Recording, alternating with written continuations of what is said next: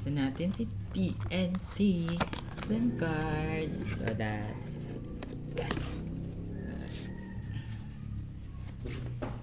unbox na natin 5G Ready SIM.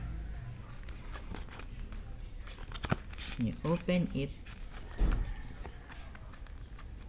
ziplock here.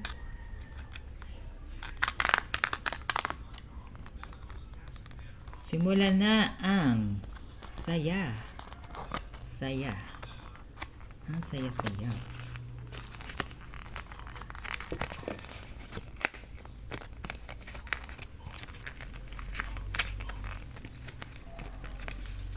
Parang dalawa siya. Ayan siya. TNT 5G. Oops! Baka gawin yung textmate ha. Huwag nyo akong gagawin textmate. Wala akong pang-reply char. Saan yung number ko dito? Ayun. Okay. Ganda ng SIM ngayon na black. Parang 2017 pa yung huli kong bili ng SIM card. Tignan kasi ako nagpalit simula nung bumili ako. Siyempre dapat hindi pa palit-palit. Ganun. Bakit ang laki nito?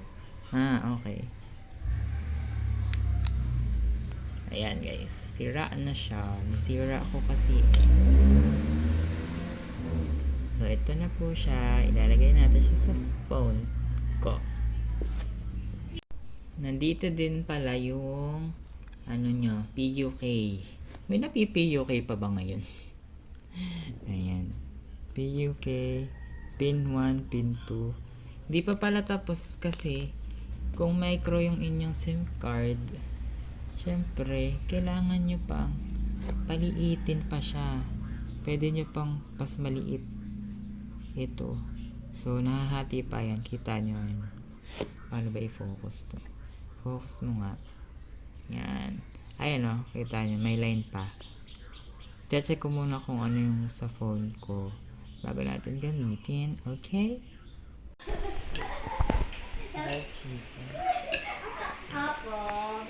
Yummy. Fish mango pie Jollibee. Yummy. Sarap. Hello guys. So, since ngayong 2020, first time na magkakaroon or mawawalan ng Christmas party and parties, anything parties because of COVID, nasasad ako kasi mga OOTDs ko hindi ko magamit. Pero hindi naman ako nag-shopping, syempre. Wala naman akong binili this year because of COVID nga. So, okay lang din. Pero yun nga, yung mga gatherings na ganyan, hindi natin magagawa kasi nga because of the restriction and of course for the safety of our communities. Sana mawala na yung COVID, please. Please, sana mawala na talaga. Namimiss ko na rin yung mga friends ko, of course. But, yun lang. Stay safe and healthy. Tuluyan ang mag-disappear ang COVID. Nagpa-schedule pala ako for TED test. Sana maging okay. I'm kind of scared because, very unsafe. Lalo na pag TED test kasi syempre yung mga tools na gagamitin is pwedeng alam niya na yon COVID, pero sana naman maging okay tomorrow. So, yeah, that's all for today. See you guys again tomorrow. Bye! Tikman natin ang wafer time na strawberry vanilla wafer. In fairness, ang sarap nito talagang parang strawberry. Very strawberry. Like it, love it, sarap.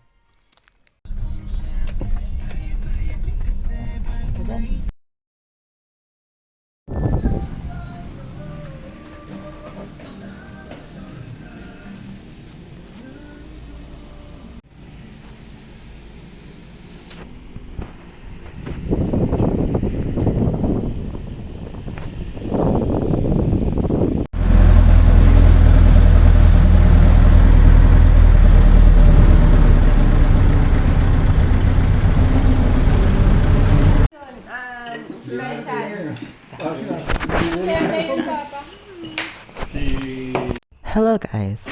So, This is just mic test. Mic test. Hello guys, today is December 8, 2020, and finally, I had my braces adjusted. So, kung ma-recover ko man yung SSD natin, wala pang update si Kuya, ay nandoon ang aking braces diaries. Opo, kaso hindi ko pa siya na-upload dahil may inaantay akong unang i-upload, which is yung Hong Kong travel ko. Kaso nga lang, yun nga, nawala yung files na format. Anyway, so ayan, nagpunta na ako ng dentist kanina and na-adjust na, hindi lang kita but it's gray. Color silver or gray yung pinili ko para hindi siya halata masyado. And ayun, na-adjust na. Tapos nagpa-cleaning na rin ako kasi yung gusto kong dentist na free na cleaning kasi ano ng card, sagot ng card ng company namin is wala na siya doon sa clinic or sa ibang lugar na siya nagki-clinic. So, kaya dito na lang ako kay dentist ko. So, bali, magkaiba yung dentist ko sa cleaning at dentist ko sa brace.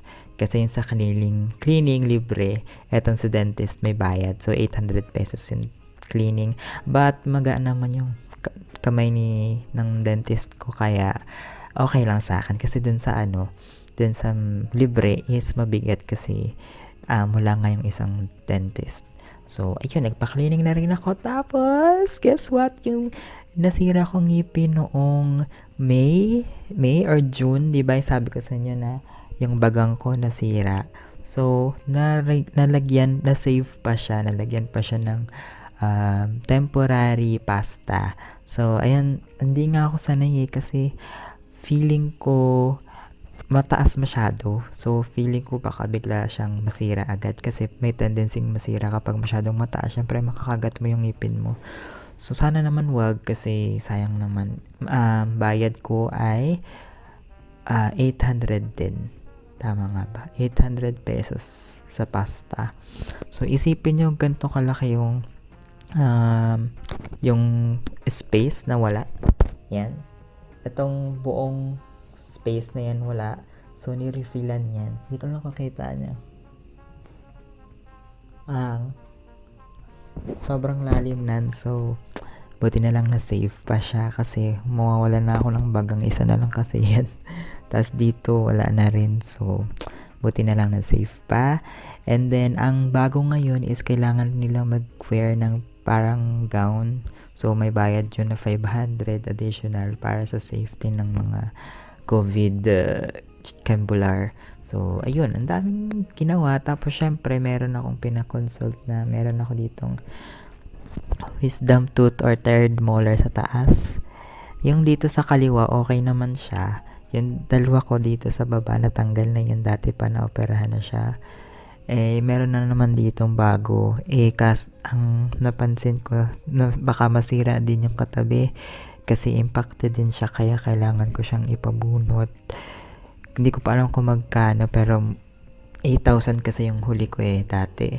Pero ngayon, sagot na naman ng card ng company namin. Pero itatanong ko pa ako doon sa dentist na yun. Hindi dito sa dentist ko, dun sa sinasabi kong libre yung cleaning. Doon din yung nagbubunot na magaling. Hindi siya masakit magbunot. Titanong ko pa kung credited siya ng card namin para ipapabunot ko na rin next week. Pero syempre, kailangan ko pa ipa-x-ray. May bayad rin daw sa x-ray ng additional 500 para sa COVID protocol, Churva. So, ayun. So, next week, pala ko magpa-x-ray and kung abutin, magpabunot na rin nitong bagang. And kung pwede na isabay rin to kasi mayroon akong siranan ng ngipin dito sa dulo. Wala na naman na siyang silpi. Gusto ko na siyang tanggalin. So, yun. Sobrang grabe. Ang pinayara ko ngayon is 3,900 pesos. Grabe, isang sweldo ko na yan. Sweldo ko na yan So, magastos talaga magpa-brace. Gusto ko talaga ikwento sa inyo yung mga procedure, magkano pa-brace, yung mga ginagawa. But, depende kung ma-recover. Kung hindi ma-recover talaga is gagawa na lang ako ng video. So, hindi na siya fresh, hindi na siya yung bagong lagay talaga sa ngipin ko yung brace. So, yun. That's it. Ang dami nangyari today. And, yeah. See you guys again tomorrow. Good night. Tingin nga. Suot mo, dali. Wow! Mustik! Ganda! Saan galing? Saan galing? Mik-mik kayo dyan. Tara.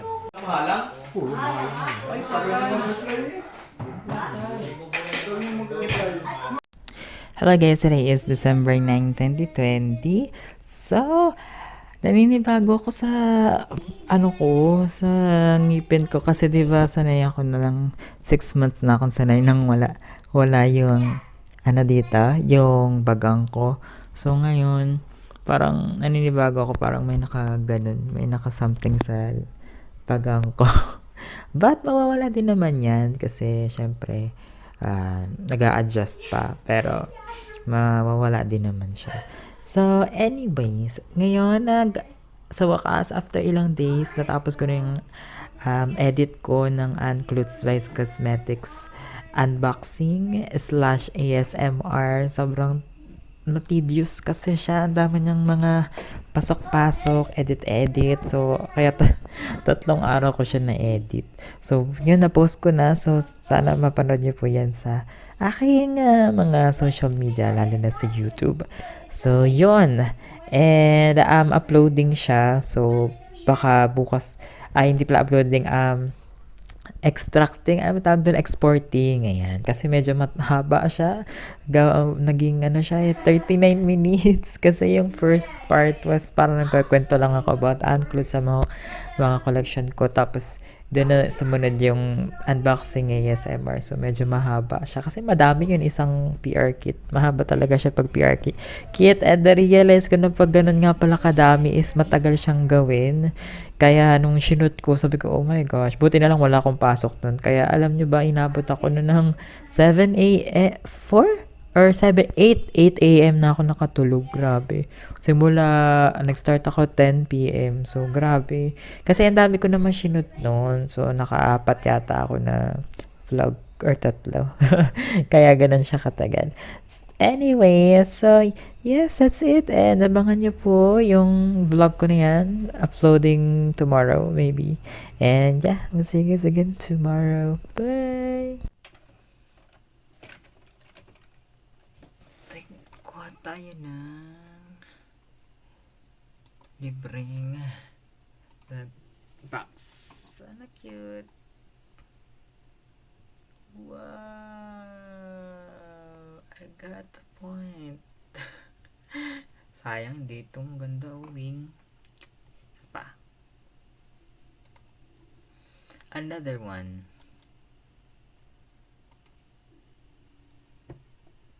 Wing naman.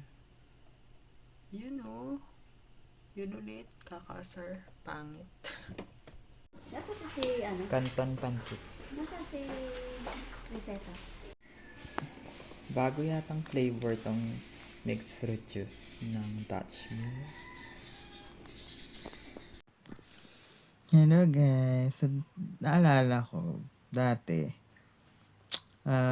bago magpasko, syempre dahil ang daming Christmas party, diba nasabi ko yung OOTD, hindi ko na magamit.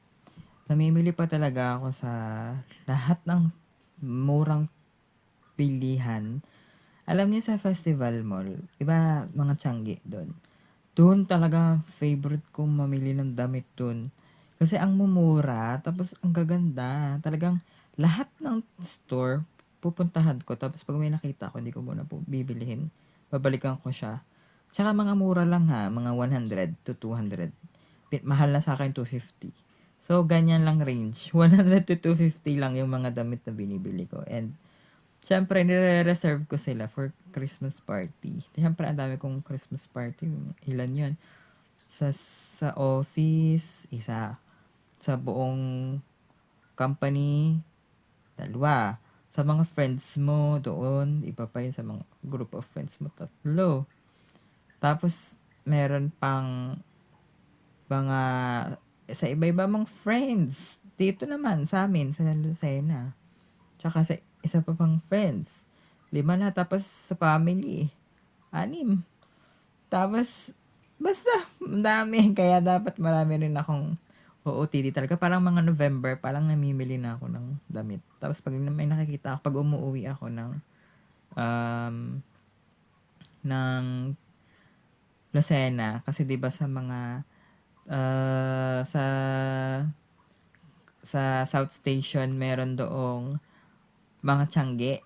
So, bago ako umuwi or pagdating ko, naniningin ako doon ng mga damit pang OOTD. Kaya nakakamiss lang. So, okay na rin kasi ano naman yun, tipid. Sobrang laking tipid kasi nga nandito lang naman sa bahay. So, walang paggagastusan. So, pang ano na lang, pang regalo na lang sa family members ang mangyayari bali ngayong Pasko. So, magiging generous tayo for the gifts for this year. So, yun lang po for today. Sige, tomorrow. Good night.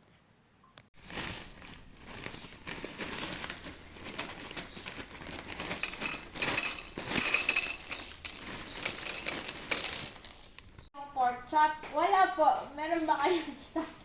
This is longganisa. Hi guys! Today is December 10, 2020. Grabe, nanood ako kagabi ng aking past videos and meron doon yung mga pinakauna-una kong mga videos na concertan. Grabe, ang pangit ko sumayaw. As in, parang, ang dumi-dumi ng sayaw ko. Yung hindi madumi na, yung hindi siya maayos, yung parang, hindi, basta ang pangit. Parang kulang sa practice as in. Sabi ko, bakit ganun? Kasi hindi pa siguro ako masyado confident sa sa sarili ko. Kaya parang ang wobbly, parang ganun. So, sabi ko, oh my gosh, I look really funny. But, na-miss ko talagang mag-perform. Miss ko talaga. So, sana soon. Coming soon sana. So, yes, ano pa ba? Lapit ng 12:12. So, add to cart na tayo kasi ilang araw na lang, di ba? So, isipin ko pa, wala naman ako masyadong bibilhin, pero ewan ko, baka wig ulit tsaka contact lens.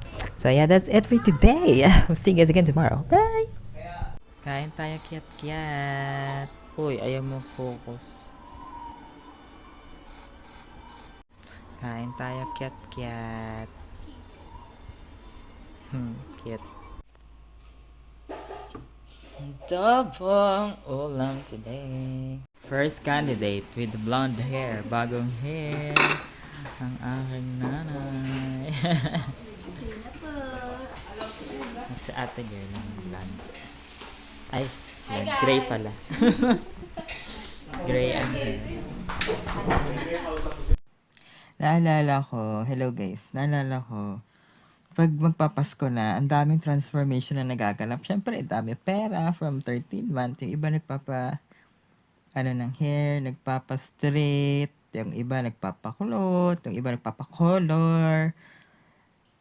Naalala ko last 20, kailan ba yun? 15 ba yun? Basta yung nasira yung hair ko.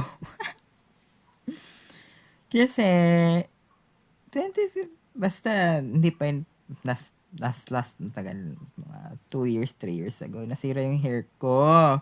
Tapos, magpapasko pa naman, so, ang ginawa ko, ginawa ko na lang siyang red, kaya Pasko, pulang-pula yung buhok ko. Nasunog talaga yung buhok ko nun. Nakakatawa. Sa gustuhan kong maging gray yung hair ko. Nasunog siya kasi yung nag-ano sa akin, yung salon sa SM, tapat ng SM Bacoor, yung salon doon. Is, parang sabi ko, parang nakatatlo akong balik eh. Tapos 1 linggo lang siya, nakatatlo akong balik, 1 linggo lang. So, yun, sunog talaga yung hair ko yun. Dahil sa bleach, pinableach ko kasi siya. So, sa gustuhan ko maging gray, is na over siya sa luto siya. So, yun, grabe yung trauma sa hair. Pero okay naman na ang hair ko. Matagal na kasi yan. So, yun. Kasi kanina nagkulayan sila ng hair si na Mamita at si Ate Girlie. So, naalala ko lang. So, kayo ano bang mga drastic transformation ang ginawa nyo for Christmas? Comment down below kung ano yun na yan na-share nyo naman. So, yun lang po for today. Sige tomorrow. Good night. Kamote kayo dyan. Merienda. Kamote. Pengen naman akong barbecue for dinner. We're gonna watch Switch again while eating You probably remember me. I'm Stacy, that baker from Vanessa. Chicago, who flew to Belgravia to enter a baking contest. I suppose they did. Well, here's an idea. Why don't we go back to spontaneous? Hello guys, so dahil wala na ngang mga activities this year, so ano ba yung pwede natin gawin or yung mga ginagawa nyo na activities before mag-Christmas? Syempre nandyan yung Christmas party which is cancelled. Yung pwede lang natin gawin sa bahay, for example, exchange gift. Pwede naman with your family members, diba? Tapos order na lang online. And then, pwede rin naman, simbang gabi hindi rin pwede. Diba yun yung mga usually tradition na hindi natin pwedeng gawin. So ang pwede lang natin gawin, manood ng kami ni Princess, nanonood kami ng mga traditional Christmas movies. Pero hindi traditional actually. Updated Christmas movies. So, meron sa mga Netflix, may mga aabangan kaming mga pwedeng panoorin. And very excited kami doon kasi wala, yun na lang yung pwede namin gawin, manood ng movies sa Netflix, sa internet. So, and nakakatuwa rin naman kasi manood ng mga movies. So, yun, para maramdaman naman natin yung Pasko maliban sa malamig ang panahon. So, yun lang po for today. See you guys again tomorrow. Good night.